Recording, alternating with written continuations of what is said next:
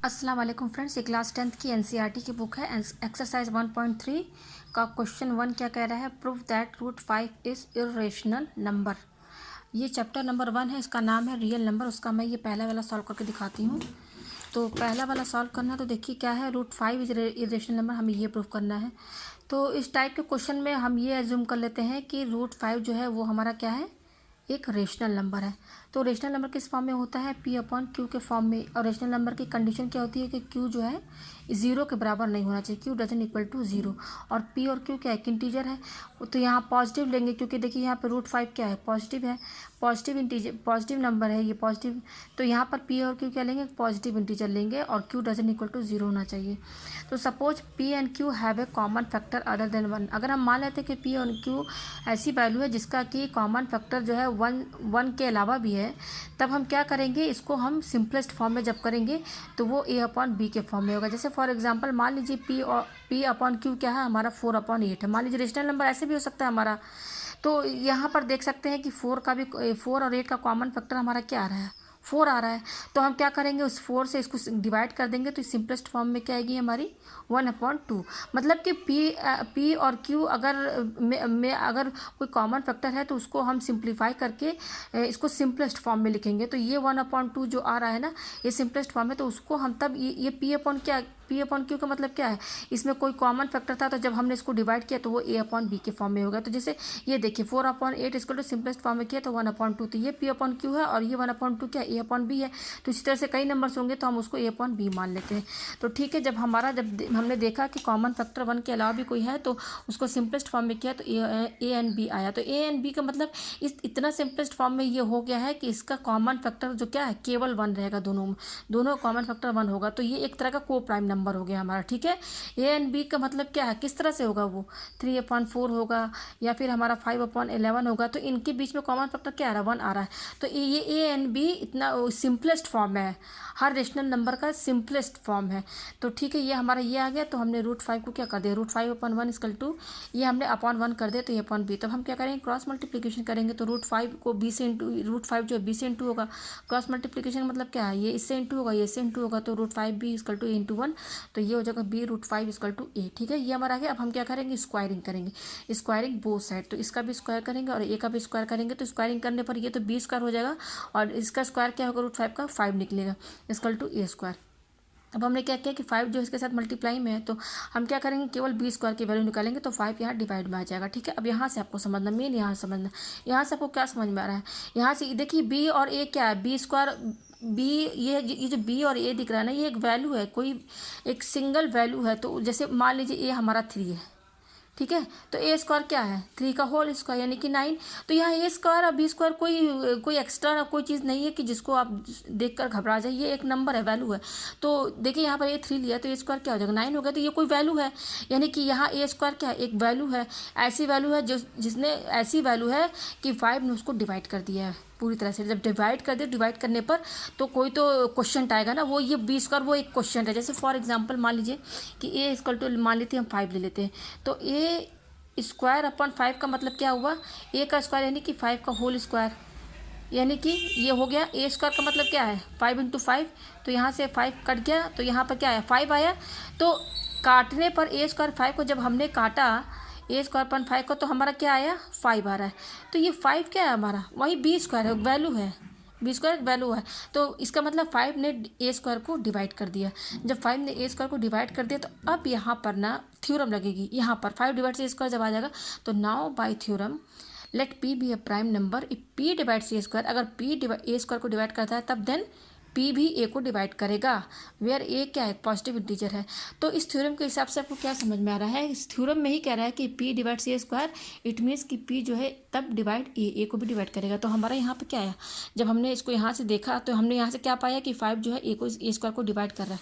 तो जब 5 divide a square है, तो तब हम यहाँ पर देखिए ये थ्योरम यहाँ पर यूज़ हो रहा है, इस थ्योरम का यहाँ पर यूज़ हो रहा है। तो जब 5 ए स्क्वायर को डिवाइड करेगा, तब 5 जैसे पी डिवाइड ए स्क्वायर, तो पी डिवाइड ए, उसी तरह से 5 डिवाइड सी स्क्वायर मीन्स 5 डिवाइड ए। तो इसका मतलब 5 भी ए को डिवाइड कर रहा है, यानी कि ए अपॉन 5, 5 डिवाइड्स ए का मतलब क्या है, इसको ए अपॉन 5 यही ना मतलब है, 5 डिवाइड ए का मतलब क्या है, ए अपॉन 5।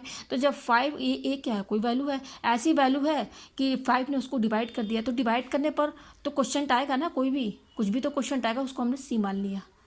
समझ में आया कि नहीं? जैसे मान लीजिए ए की वैल्यू हमने यहाँ पर 5 माना था, ए इक्वल टू 5, तो ए अपॉन 5 क्या हो जाएगा, 5 अपॉन 5। तो देखिए जब ये 5 जो है 5 को डिवाइड कर रहा है, डिवाइड करने पर क्या आया हमारा, क्वेश्चन 1 आया, तो इस 1 को ही सी माना गया है। अब यहाँ पर वो कोई भी वैल्यू हो सकती है ना भाई, इतने वैल्यूज़ हैं, इतने नंबर हैं कि कोई इतने नंबर आपको मिल जाएंगे कि 5 उसको डिवाइड कर देगा, तो यहाँ वो कोई भी नंबर होगा। तो यहाँ पर समझाने का मतलब क्या है कि 5 ने जब ए को डिवाइड किया तो जो क्वेश्चन आ रहा है ना उसको सी माना गया है। क्या माना गया है, सी माना गया, ठीक है। तो यहाँ पर सी ए अपॉन 5 इक्वल टू सी, तो यहाँ से क्या ए अपॉन 5 इक्वल टू सी आया हमारा, सी क्या वो भी एक नंबर ही है। तो यहाँ से देखिए ए की वैल्यू क्या आ जाएगी, यहाँ पर ये 5 इधर चला जाएगा, मल्टीप्लाई हो जाएगा, तो ए इक्वल टू 5 सी हो जाएगा। ये तो आपको समझ में आ रहा है ना, ये 5 यहाँ मल्टीप्लाई हो गए तो ए इक्वल टू 5 सी। अब इस ए इक्वल टू 5 सी की वैल्यू को, ये जो ए इक्वल टू 5 इसको इन इक्वेशन 1 में पुट करेंगे। इक्वेशन 1 मैंने क्या माना है, ये देखिए ये माना है, तो यहाँ पर ए इक्वल टू 5 सी है ना, इसमें पुट करेंगे। तो हमारा क्या है यहाँ पर देखिए, यहाँ पर क्या लिखा हुआ है, put the value a equal to 5 c in equation first. तो 5b स्क्वायर इक्वल टू क्या था हमारा, 5b स्क्वायर इक्वल टू ए, तो 5b स्क्वायर ए की वैल्यू क्या रखेंगे यहाँ पर, 5c रखेंगे। ये देखिए ये वाली 5c यहाँ पे पुट किया, तो 5 5 25 सी स्क्वायर, तो 5b square equal to 25 c square है। यहाँ से 5 से ये कट जाएगा, तो हमारी b स्क्वायर क्या आ रही है, b स्क्वायर आ रही है, b square equal to 5c square. और हम इसको ऐसे कैसे लिख सकते हैं, ये 5 मल्टीप्लाई में है तो हमें केवल c स्क्वायर चाहिए, तो ये 5 इधर डिवाइड में हो जाएगा। तो ऐसे हो सकता है b square upon 5 equal to c square और c square equal to b square 5। तो यहाँ पर भी देखिए वही बात आ जाती है, यहाँ पर भी क्या समझ में आ रहा है कि 5 जो है b स्क्वायर को डिवाइड कर रहा है। तो जब 5 b स्क्वायर को डिवाइड करेगा तो बाई थ्योरम यही लगा दीजिएगा, पूरा थ्योरम आपको लिखना पड़ेगा। तो जब 5 b स्क्वायर को डिवाइड करेगा तो इट मीन्स कि 5 b को भी डिवाइड करेगा। तो यहाँ पर देखिए ये हम इसको हमने इक्वेशन ए माना है। जब 5 ने a को डिवाइड किया तो हमने इक्वेशन ए मान लिया उसको। यहाँ पर क्या आ रहा है कि 5 जो है b को भी डिवाइड कर रहा है, तो इसको b मान लिया। तो from equation a and b 5 जो है ए को भी डिवाइड कर रहा है और 5 जो है बी को भी डिवाइड कर रहा है। तो इसका क्या मतलब है कि ए एंड बी का एक कॉमन फैक्टर भी है, वो है 5। यहाँ से क्या समझ में आ रहा है कि 5 क्या है, दोनों का कॉमन फैक्टर है। लेकिन हमने यहाँ पर क्या माना था कि ए जब ए अपॉन बी क्या है, एक सिंपलेस्ट फॉर्म में है जिसका कॉमन फैक्टर केवल 1 है। तो इसका मतलब कि ये कॉन्ट्राडिक्ट कर रहा है, क्या कॉन्ट्राडिक्ट कर रहा है, this contradicts the fact that A and B are coprime number. A and B क्या था, सिंपलेस्ट फॉर्म में था। मैंने आपको समझा दिया था कि ए अपॉन बी वो वैल्यू है जिसका केवल कॉमन फैक्टर 1 होगा। तो यहाँ उस हिसाब से तो ए एंड बी हमारा को प्राइम था, उसको को प्राइम कहते हैं जिसका कॉमन फैक्टर केवल 1 हो। लेकिन यहाँ पर देखिए इस क्वेश्चन से क्या समझ में आ रहा है कि जो है ए एंड बी का कॉमन फैक्टर 5 भी आ रहा है। तो ये जो हमने एज्यूम किया है ना कि ए बी हमारा को प्राइम नंबर है, वो इसको कॉन्ट्राडिक्ट कर रहा है। इसका मतलब जो हमने एज्यूम किया है ना कि √5 इज़ अ रेशनल नंबर, ये हमारा फॉल्स हो गया है। तो यहाँ से हमने प्रूफ कर दिया कि √5 जो है हमारा एक इरेशनल नंबर है। मुझे उम्मीद है कि आपको ये समझ में आ गया होगा। इस टाइप के क्वेश्चन में देखिए ये थ्योरम का बहुत बड़ा यूज़ है। ये थ्योरम कहाँ पर यूज़ होगा, जब यहाँ पर जब आ जाएंगे ना, यहाँ तक जब आप पहुँच जाएंगे ना, तो यहीं पर ये थ्योरम लगेगी। तो इस थ्योरम के हिसाब से जब p जो है ए स्क्वायर को डिवाइड करेगा तब p ए को भी डिवाइड करेगा। ये देखिए इस थ्योरम का मतलब यही है, थ्योरम का मतलब ये है। तो यहाँ पर आप क्या समझ, जब यहाँ तक आप समझ जाएंगे, यहाँ से आपको क्या समझेगा कि 5 ने इसको डिवाइड कर दिया, तब थ्योरम लगाकर 5 ए को भी डिवाइड कर देगा। तो 5 डिवाइड से उसके बाद आपको तो सब समझ में आ गया होगा। तो मुझे उम्मीद है कि आपको ये क्वेश्चन ईजिली समझ में आ गया होगा। Thank you.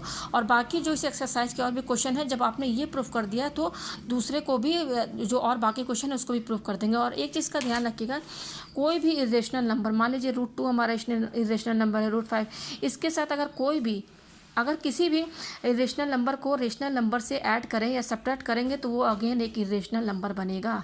इस चीज़ का आप ध्यान दीजिएगा।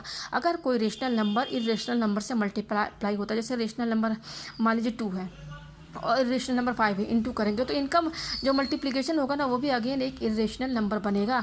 तो ये अगर आपके दिमाग में रहेगा तो बाकी जो क्वेश्चन है ना, जैसे सॉल्व करके दिखाइए कि 5 + 2 √3 इज़ एन इरेशनल नंबर। तो यहाँ पर आप देख सकते हैं कि ये एक इरेशनल नंबर है और ये एक इरेशनल नंबर है, तो दोनों का जो एडिशन होगा वो भी इरेशनल नंबर होगा।